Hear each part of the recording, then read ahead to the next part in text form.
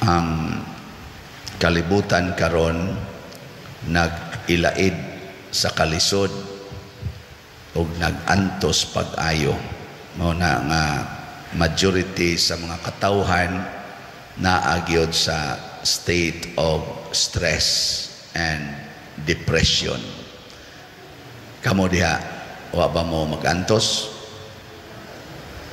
Wa. Perting antos, no?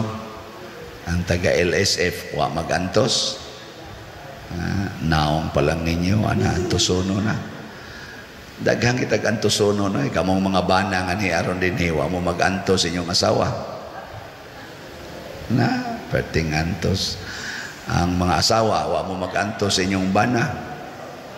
Na, antosan. Kamong maginikanan, wa mo nag-antos inyong mga anak. Antos gyapon. Mga anak, wa mag-antos sa ginikanan. Antos gyapon. Mga maestra, wa mag-antos mga estudyante. Antos. Nya mga estudyante, wa mag-antos sa maestra. Antos gyapon. Ang pari, wa mag-antos sa parisyoner. Antos. Ang mga parisyoner, wa mag-antos sa pari. Wow. Wow, so may labot na mo sa inyong kinabuhi. Oh, antos sa dusay. Porting pag-antos. Muna, diri sa unang pagbasa, kay nag-antos man sila, reklamo sila sa Ginoo. Pagreklamo nila sa Ginoo, tungod sa ilang pag-antos, nangamatay na hinaon sila. So, dili solusyon sa atong kaniniang ganibang atong pag-antos, dili solusyon ang pagreklamo. So kung nag-antos kas imong naong, unya imo nang reklamuhan, mamatay ka. Ikaw nga asawa nag-antos kas imong bana og mo reklamo ka, patay ka na. Ginikana nag-antos kas imong anak, reklamo ka, patay ka. Pare nag-antos sa parisyoner, nya mo reklamo, patay. May pagmamaligyag slat. O na akong ibuhat din imbes mo reklamo ko, sige, baligyag slat. Halin man sad. So karon unsa may solusyon? Pag ingon gid nila ngadto ni Moises, nakasala mis Ginoo kay nagsige mig reklamo, tabangi in taon mi. Unsa may gihimo sa Ginoo, ingnan niya si Moises, ang buhata paghimo og kanang bitin kay ang nakapatay nila mga bitin man mo namaak nila, hadlok na silang mga matay samot. Siya paghimo og bitin nga bronze unya kuana butang sa kanang cross ba ng tukon cross, bitaya dito ang kanang bronze nga bitin nya kadtong mapaakan og bitin basta mo tan-aw anang bronze nga bitin nga imong gihimo, dili mamatay. Kasabot mo ana nganong mo na ipaagis Ginoo, ang bitin mo'y namaak nila, nakapatay nya. Ang solusyon sad mutan-aw sila sa imahin sa bitin. Na kasabot mo na? Wa sa ko kasabot. Pero magbuot tag mo to'y tambal sa Ginoo ang gihimo. Siya may makahimo, pero natingali na siya ay meaning, no? Nya ato lang ng pabalando nga gamay, isip kami dito seminaryo gitrain mami aning theology kanabang pagpamalandong ba ang usas mga meaning ana nga ang Ginoo di ay gusto niya nga kanang makapatay nato, kanang makahadlok nato, kanang makapaantos nato, atong tutukan, atong dawaton nya, atong isipon nga maoy tambal sa atong kaguol o mga kasakit. Pasabot kung ang imong bana maoy imong kasakit, antosa tutuki, sige higtutok. Sige, imong bana, hubog kayo, sige tutok. Sus, ako gining bana ng animal, sus, animal lagi. Na, wado kayo magkatawa ka kay maglisod siya glakaw, niya, magsige siya og yaw-yaw, sa kung saan nalayo yan, pagkaburong yun aning tawhana og di kainom, pero karong kainom na, sige nagyaw-yaw, niya, magsigig sayaw-sayaw, tira pag yun ka maong musayaw, pero musayaw naman, kaya hasta linaktan niya, musayaw naman niya, kung imo nang tutukan, nga way kasuko kung dili na si mong unahon na antuson ko ni malingaw ka ay kanang imong mga anak sige dagandagan sigit-sigit di ba hasol kay tanan usay imong makusian malapdusan bisag unsa na lay imong buhaton para mohunong pero ayaw badlunga tutuki ba niya dawata kusugin na mudagan imong anak kusog mo siyagit ana madugay makahibaw kay siya ako sa kasuna, no, gamay pa ko, unsa sa kakong batasan. Kaya kani ako maning anak, pasabot, liwat-liwat din ako. Oh, ana. Ano man mo to? Ana, lagi. Maka, ang solusyon sa atong kasakit, mao ang pag-antos sa atong kasakit. Muna si Jesus, naingon siya, take up your cross. Do not avoid your cross.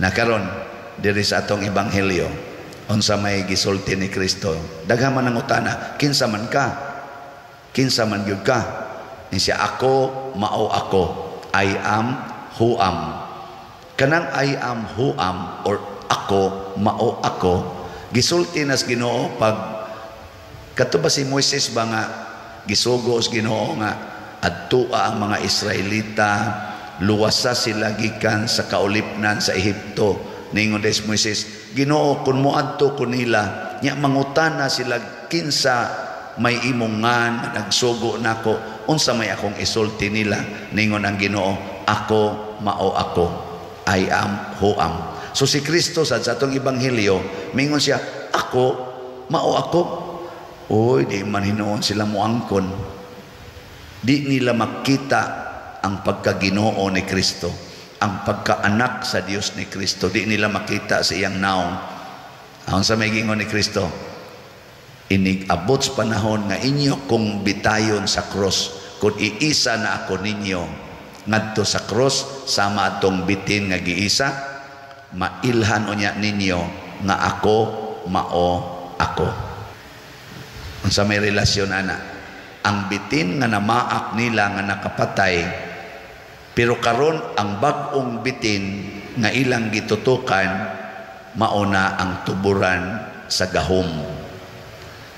Pasabot ayaw huna-hunaa na kanang imong gikahadlukan karon nga sundon or dawaton tinuod ginang maghatag nimo kadautan.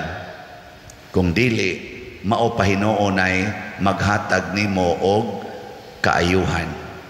Mabuda na si Kristo ningon siya o sa siyang gitudlo, love your enemies. Kaya ka na magungatong gitawag nga enemy, nagtuo tag hulga na sa atong kinabuhi. Pero imo lang ginang higugmaon ang imong enemy, maunay mahimong support, mao gani na usahay mahimo nimong kaluwasan sa imong kinabuhi. Para ko nang ganahan ba mo tamparuson imong naong? Ako di sa ko ganahan. Ganahan kang dauton ka? Dili no. Ako di sa ko ganahan na. Pero kung mudawat ang tamparuson, nya mo pasaylo tas nagtamparos nato, anha ka diha maluwas. Nganuan? Ang imong batasan mahimong Diyos nun. Kay kinsa ra may makapasaylo anang nagtamparos, di ba? Ang Ginoo. Nya kung makapasaylo na ka, mahimo kang ligon sa mga pagsulay, maglisod kag kasala, di nakahapit kasala. Kay may naman kay kang mopasaylo. Di ang resulta, maluwas. Muna ka ng bana nga moagwanta gyud sa asawa, di ra gyud mo reklamo, luwas gina. Pero kanang bana nga dayog tabok nga tusilingan, patay na. Kana sang asawa nga di gyud magyaw-yaw sa bana, bisan pag ang bana portig yung yawaa, Luwas na. Oh. Maapil pagkaluwas ang bana. Nga naman, kinsa bagong tawhana ganahan yaw-yawan. Og imo nang yaw-yawan, di mo tabok yun ang atos di magyaw-yaw. Yang silingan, di man mo yaw-yaw. Igo ramang mo ingon nga, I'm just here for you. Ang silingan, magsigir na mag-ingon, I miss you. I wish to be at your side. Ikaw kasi kayon, ikaw pistiha ka, ikaw animala ka, magsigagana. Kisa may mo puyo diha tipo nimo. Ato gito atong kasigig ingon, I miss you. You completed my life. You are the hero of my heart. Patay ka diha.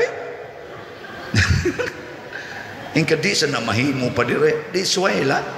Suway ba? Ayaw lang pagsigig reklamo. Yung agas man sang luha na to na. Kinsa bagoy di mo agas, kasakit anak. Kristo gani, agas maganing dugo. Agas ang luha. Agas pang singot. Hangtod yun namatay. Pero tanawa. Ang kaaway nga nagpatay niya, maorasay nagsangyaw niya karon. Ang mga katawhan nga nagsalikway ni Hesus ug nagpatay kaniya, maorasay nahimong mga magsasangyaw, labi na gyud si San Pablo ug ang mga Hudiyo. Ang una bayag yung nagsangyaw nato sa pagtuo mao ang mga Hudiyo, sila si San Pedro, San Juan, mga ebanghelista, mga Hudiyo man to. Na dinhibitaw nato na amay mo bash na ko usahay, musaway niya sigihan akong higugma, ang nakahatag hinoon sila nakog additional strength nga di na day ko maglagot anang naang magsigig saway nako. May na kay kumudawat og saway. Ini yung bati kag naong pader. Okay, anad na ko ana. Animal kang paria ka. Dugay na kong nahibawang may pagka-animal gyud ko. Daghan namang nagsulti ana nya nadawat naman anako. Di na kay ko matandog nya makapadayon akong higugma nila. Munang magsige ra jud kog ingon, animal tuod pero kamaoning mo higugma. Batignaon pero totoke ma-develop ka. Ay kumpiyansa. Kani bati-bati lang ignaon pero totoke, di ba? Pangita ko kani. Sakit kay ka manabi pader. Anad na ko ana, gikihan na gani ko ngadtos mga kuan kadagkuan nato kay bati kong manabi pero paminawa lang ni kanunay akong gisulti, di ba ma-transform ka. Di ba? Sakit bitaw pero usahay ra ba? Kanira bang sakit mo ra ba ni sinugdanan sa dako kayong kalipay? Sakit ba ng pagpanganak? Sakit. Ang paghimos anak, sakit.